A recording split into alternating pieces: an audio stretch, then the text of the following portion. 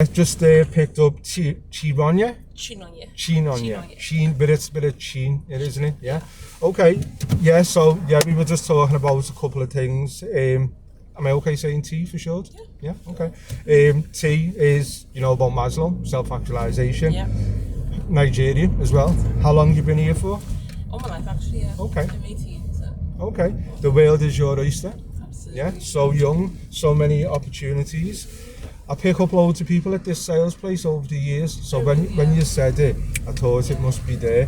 What path are you going at 18 then? I'm going to start uni in September. Okay. So I'm going to do education psychology. Okay, interesting.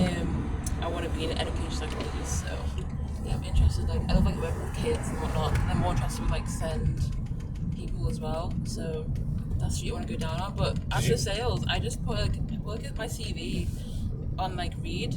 That is right, yeah. And then I just got a call, and then I was like, might as well try it out. And yeah, so I've been here for a week, but it's actually been going really well so far. Okay. So, sounds great. Did you say SEN?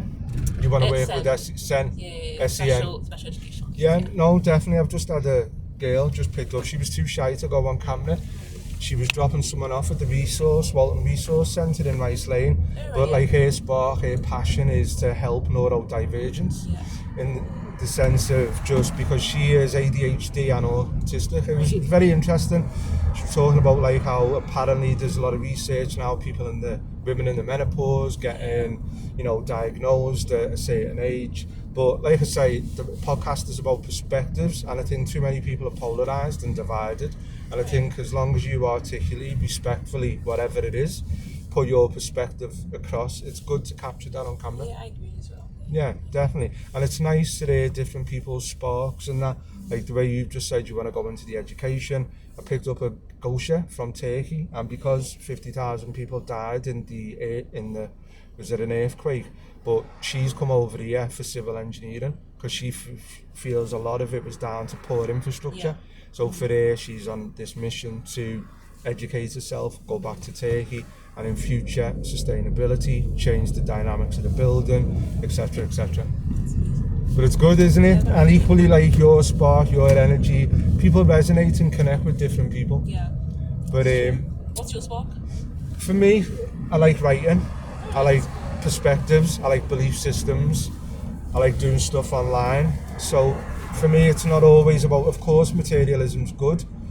It's a balance. I love quantum physics. I feel non-academic, but when I think it's good to communicate complex topics in a way that kind of simplifies it and is easy to understand.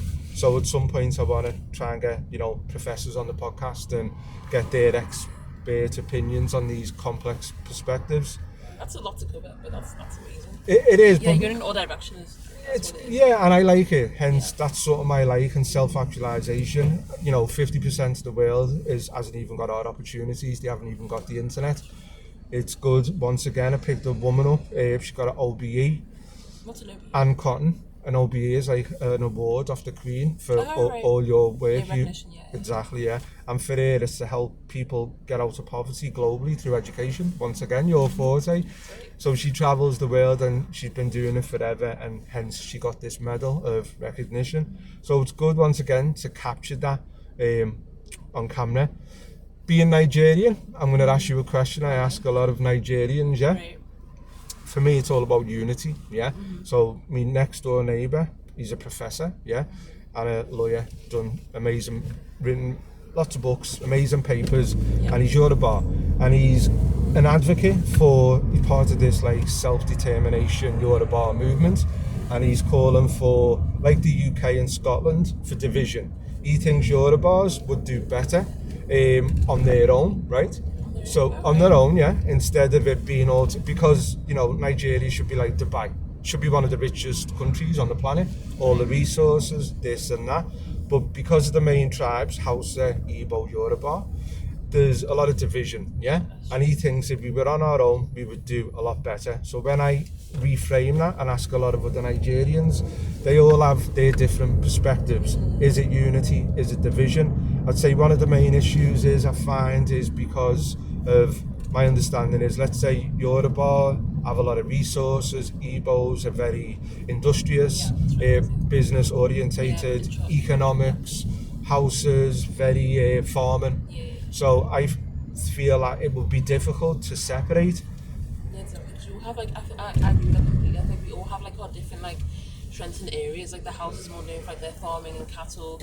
We're more like the business people, like the entrepreneurs. So I feel like to separate each other, like it would like I don't think it would do us any good really. Okay. I think that like I do think that there's a lot of like division. Even like my parents and whatnot, they're still kind of like you're about to this and like they're still kind of like that. And I'm like, like I think it was to do with the Biafra War. Yeah. There was a lot of like I can't exactly remember what happened, so I'm correct, I'm getting my history wrong here. But I think like the Yorubas, like they like kind of deceived like the Igbos or something like that, right? But my thing is like that was a long time ago, like so I think we should like move on, like and I think that like holding on to the past, I think that sometimes like Africans, well, at least like people in my culture that I've been around, like when it comes to Africans, they tend to like hold on to the past, and like they tend to like carry, like pass on like these ideas onto like their children, and it just ends up in like this big, like bigger thing that doesn't really have to be like, yeah, sure, things happen in the past, but it's better to move on from them, because like staying in the past means that we won't like ever like progress. And yeah, I mean like even like the instability in Nigeria, sometimes we blame it on the British and all that, but I think it's also down to ourselves. This whole thing is also the reason why it's easy for like the West to take control of us and take our resources. Like you're right, Nigeria should be like Dubai, and the reason for that is because people are divided.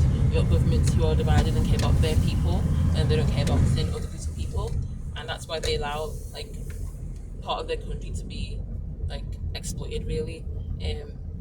So yeah, I don't see the point of it. I think it's probably like part of the reason why Nigeria isn't progressing as well. Okay, so unity is the key. Yeah, absolutely. I picked up a guy from Hausa. Because there's not many Hausas I don't come into, because a lot of them go to Muslim countries. Yeah. And he was a big fan of Tinubu. Yeah, he actually done a podcast. Oh, right. It was audio because his family. He said he's got an influential family, and in the beginning he wanted to go on camera, but his wife said no. So we done an audio, and I just put a thumbnail of the Nigerian flag, basically saying unity or division. But anyway, he spoke for about an hour because he was a big fan of Tinubu, and he knew about politics and this and that. And he explains, like when I speak to him, like my sister back in Nigeria, like, and a lot of other people, they're not fans of Tinubu. And for him, he explained. Probably the first person of it, like being a fan of Tinubu, honestly. Yeah. First person, that's quite shocking. Well, it was interesting, once again, a perspective. So we explained about like Peter Obi. A lot of younger generation prefer Peter Obi. Yeah. They feel, but he feels that Tinubu's got the experience, the knowledge, the this, the that. He even spoke about, he feels he's like Ibrahim Traore, Burkina Faso, but he's held back by legislative processes and stuff like that. But of course, like any subject, people will agree or disagree, but that was his perspective.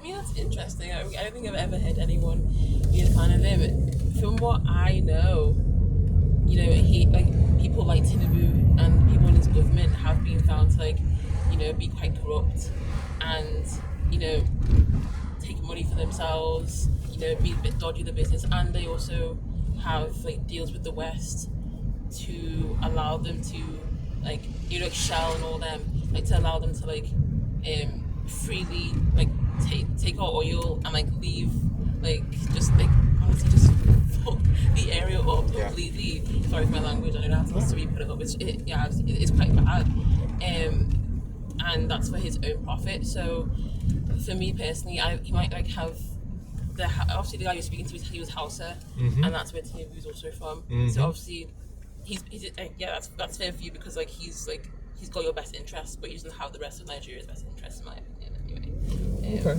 So it's interesting. You're about to get out. Can I ask a question? I ask a lot of my customers.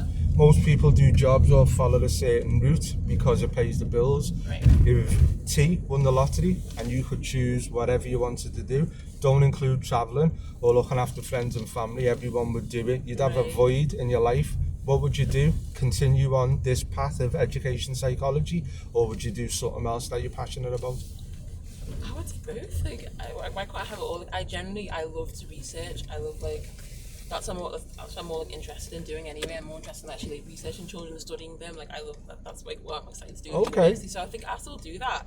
But if I have money, then sure, like I'll like enjoy life. Like like as well. Get a great house. Invest in myself. I do think money makes you happier. I do think that's true. So. No, I'll use that in a way that would make me more happy, really. But I would still definitely do educational psychology. Yeah. Okay, I love it. Brilliant. I love the spark and energy. Anything you want to say before I bring it to the close? Do you know what? Thanks for having me on here. Like, I really appreciate it. It's really nice meeting you as well. No, you too. Again? Joey. Joey. Yeah. I'm going to just press stop on this, Bye. Yeah, thank you. Thank you.